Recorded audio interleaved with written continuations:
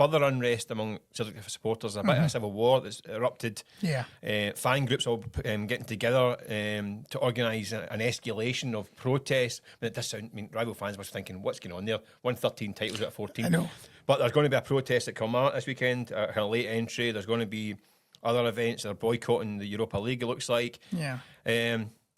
What can they achieve with all this? What can they realistically achieve by doing all this? Well, it's very difficult because, as we know, from everything you hear, you very rarely hear from him, but from everything we know about, Dermot Desmond is when fans, start to protest, he doubles down, doesn't he? Well, Dermot Desmond's not on the board. Yeah, but he's got the biggest say. He's a majority shareholder. No, he's not. He's not. He's got 34%. He's not majority shareholder. He has, but he's got the biggest say, hasn't he? Well, that's why. No, I just wonder. I mean, it's like he's not CEO. He's not on the.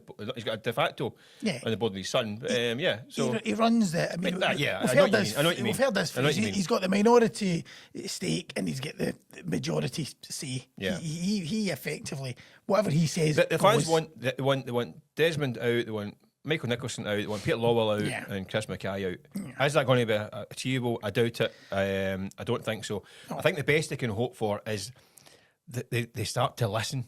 I think, like you're right. I think Michael Nicholson, Peter Lawwell, and Chris Mackay are on the ground. They live in the city.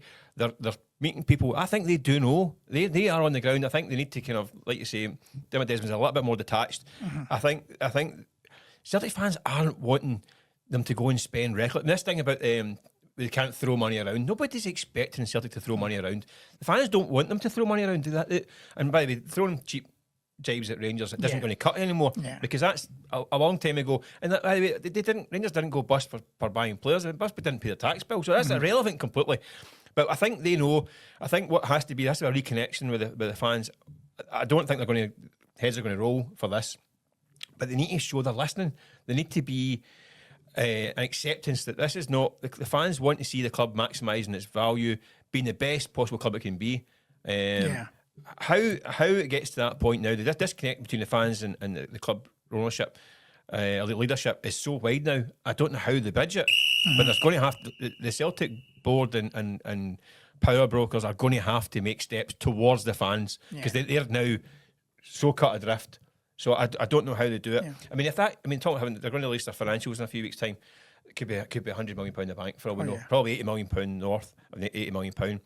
Fans are going to have to get something back. I don't think they're going to cut the price season tickets. They're going to have to do something because that money is sitting there like a noose around the club's neck right now.